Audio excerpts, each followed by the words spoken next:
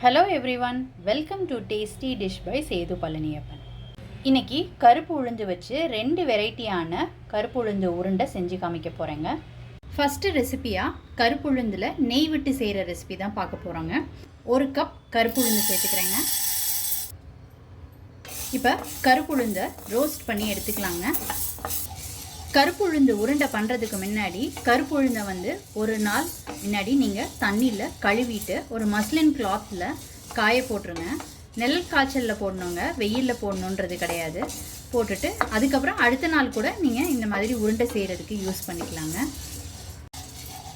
இப்போ கருப்பு உளுந்து வறுபட்டு வாசனை வருதுங்க. இதை ஒரு பிளேட்டுக்கு மாற்றிக்கலாங்க. அடுத்து சிகப்பரிசி 1/4 கப் சேர்த்துக்கிறேங்க. எந்த கப்பில் உளுந்து எடுத்தீங்களோ அதே கப்பில் 1/4 கப்பு சிகப்பரிசி. இதை ரோஸ்ட் பண்ணிக்கலாங்க. நீங்கள் இதுக்கு பதிலாக பச்சரிசி சேர்க்குறதுனாலும் சேர்த்துக்கலாங்க. அடுப்பு தீயை கம்மியாக வச்சுட்டு வறுத்துக்கோங்க. சிகப்பரிசி பொரிய ஆரம்பிச்சிருச்சுங்க. இது வறுபட்டது போதும்.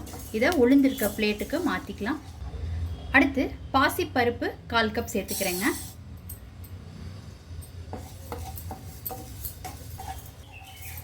பாசி பருப்புக்கு பதிலாக நீங்கள் பாசி பயிருக்கு சேர்க்குறதுனாலும் சேர்த்துக்கலாங்க. பாசிப்பருப்பு நல்லா வறுபட்டுருச்சுங்க. நல்லா வறுபட்டால் தான் பச்சை வாடை அடிக்காது. இப்போ கலர் சேஞ்ச் ஆகிடுச்சு, நல்ல ஒரு அரோமா வருதுங்க. இப்போ இது பிளேட்டுக்கு மாற்றிக்கலாம். அடுத்து 1/4 கப்பு எள்ளு சேர்த்துக்கிறேங்க. இப்போ அடுப்பை ஸ்விட்ச் ஆஃப் பண்ணிவிட்டு தவாவில் உள்ள ஹீட்லேயே ரோஸ்ட் பண்ணிக்கோங்க. வெள்ளை எள்ளுக்கு பதிலாக நீங்கள் கருப்பு எள்ளு சேர்க்குறதுனாலும் சேர்த்துக்கலாங்க.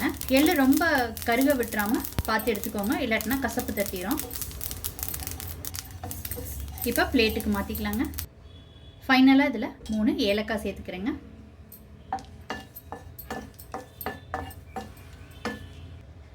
இப்போ இதையும் பிளேட்டுக்கு மாற்றிக்கலாங்க. வறுத்த எல்லாத்தையும் ஒரு பிளேட்டில் கொட்டி ஆற வச்சுருக்குறேங்க. இது நல்லா ஆறட்டும். ஆறுனதுக்கப்புறம் உருண்டைகளாக பிடிச்சிக்கலாம். இப்போ ஜாரில் சேர்த்துக்கலாங்க. இதை ஃபஸ்ட்டு கிரைண்ட் பண்ணி எடுத்துக்கலாம். அதுக்கப்புறமாட்டி வெல்லம் சேர்த்துக்கலாங்க. இந்த மாதிரி பவுட்ரு பண்ணி எடுத்துக்கிட்டாச்சு. இப்போ வெல்லம் தூள் சேர்த்துக்கிறேங்க. வெல்லம் பொடி பண்ணது அதை தான் சேர்த்துக்கிறேன். இதை கிரைண்ட் பண்ணி எடுத்துக்கலாம். வெல்லம் சேர்த்ததுக்கப்புறம் எல்லாம் நல்லா ஒன்று சேர்த்து மிக்ஸ் பண்ணியாச்சுங்க. இந்த மாதிரி மாவு ரெடி பண்ணி ஒரு பாக்ஸில் ஸ்டோர் பண்ணி வச்சுக்கிட்டிங்கன்னா எப்போல்லாம் தேவைப்படுதோ அப்போ நெய் விட்டு உருண்டைகளாக உருட்டிக்கலாங்க. கருப்பு உளுந்து உருண்டை பிடிக்கிறதுக்கு மாவு ரெடியாக இருக்குங்க. நெய் சூடு பண்ணி வச்சுருக்கிறேன். இப்போ தேவையான அளவு மாவு சேர்த்துக்கிறேங்க. இப்போ இந்த மாவுக்கு தேவையான அளவு நெய் விட்டு உருண்டைகளை பிடிச்சி எடுத்துக்கலாங்க.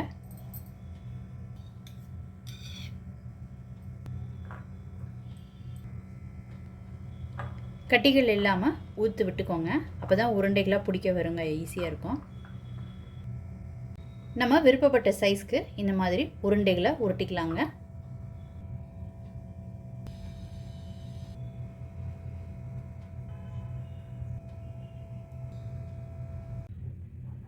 கருப்பு உளுந்த மாவில் நெய் விட்டு செஞ்ச உருண்டைகள் ரொம்ப சூப்பராக ரெடி ஆயிடுச்சுங்க.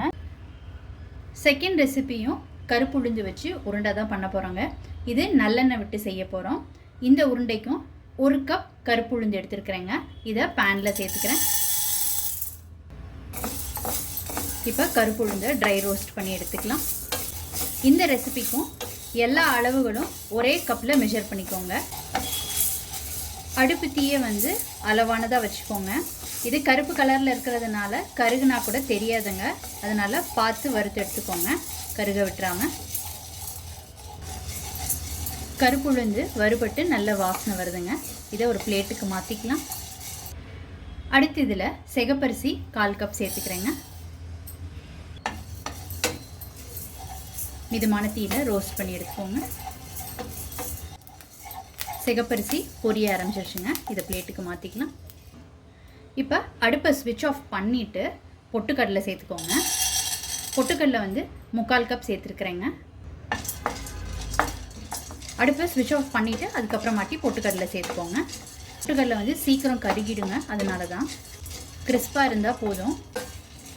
கை பொறுக்கிற சூடுக்கு பொட்டுக்கடலை ரோஸ்ட் ஆகிடுச்சுங்க. இப்போ இதையும் பிளேட்டுக்கு மாற்றிக்கலாம். வறுத்த எல்லாத்தையும் ஒரு பிளேட்டில் கொட்டி பரப்பி விட்டுருக்கேங்க. நான் வந்து இதோட சுக்கு பொடி சேர்த்துக்க போகிறேங்க. உங்ககிட்ட சுக்கு பொடி இல்லைன்னா நீங்கள் பொட்டுக்கடலை வறுத்ததுக்கப்புறம் சுக்கு வந்து நச்சுட்டு ஒரு தடவை ட்ரை ரோஸ்ட் பண்ணிக்கிட்டு அதுக்கப்புறமாட்டி இதில் சேர்த்துக்கலாங்க. கொஞ்ச நேரம் ஆற வச்சுருந்தது நல்லா ஆறிடுச்சுங்க. இப்போ இதை ஜாரில் சேர்த்துக்கலாம். ஜாரில் சேர்த்துக்கிட்ட பிறகு இதில் 1/4 ஸ்பூன் சுக்கு பொடி சேர்த்துக்கிறேங்க. இப்போ இதை கிரைண்ட் பண்ணி எடுத்துக்கலாம். இந்த மாதிரி கிரைண்ட் பண்ணி எடுத்துக்கிட்டாச்சு. இப்போ இதில் வெல்லம் சேர்த்துக்கிறேன். இதை கிரைண்ட் பண்ணி எடுத்துக்கலாம். இந்த மாதிரி கிரைண்ட் பண்ணி எடுத்துக்கிட்டாச்சுங்க.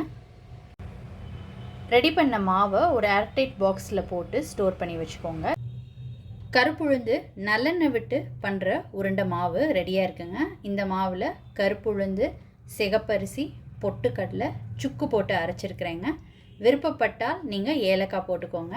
நான் நெய் விட்டு பண்ண உருண்டையில் ஏலக்காய் போட்டிருந்ததுனால ஃப்ளேவர் சேஞ்சுக்காக இதில் சுக்கு மட்டும் போட்டுக்கிறேங்க. தேவையான அளவு மாவு எடுத்துக்கிட்ட பிறகு இப்போ இந்த மாவில் நல்லெண்ணெய் சேர்த்துக்கலாங்க. நல்லெண்ணெய் வந்து சூடு பண்ணியிருக்கணுங்க. பச்சை வாடையும் அடிக்கக்கூடாது, ரொம்பவும் எண்ணெய் காஞ்சிடக்கூடாது. மிதமான சூடில் சூடு பண்ணி எடுத்து வச்சுருக்கிறேன். இந்த மாவோட தேவையான அளவு நல்லெண்ணெய் சேர்த்துக்கலாம். நெய் டேஸ்ட்டு விருப்பப்படாதவங்களுக்கு நல்லெண்ணெயில் உருண்டைகள் பண்ணி கொடுக்கலாங்க. இப்போ கட்டி இல்லாமல் எல்லாத்தையும் உதுத்து எடுத்துக்கலாம்.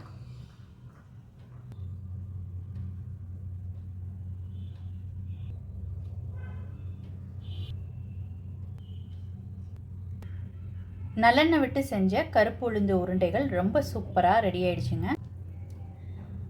கருப்பு உளுந்து உருண்டைகள் ரொம்ப சூப்பராக ரெடி ஆயிடுச்சுங்க. இது நெய் விட்டு செஞ்சது, அது நல்லெண்ணெய் விட்டு செஞ்ச உருண்டைகள்ங்க. கருப்பு உளுந்து எலும்புகளுக்கு ரொம்ப நல்லதுங்க. கால் வலி, முட்டிக்கால் வலி இருக்கிறவங்கெல்லாம் கருப்பு உளுந்து கண்டிப்பாக சேர்த்துக்கணுங்க. கருப்பு உளுந்தோட சேர்த்துருக்கிற எள்ளு, சிகப்பரிசி, பொட்டுக்கடலை இதெல்லாமும் உடம்புக்கு ரொம்ப நல்லதுங்க.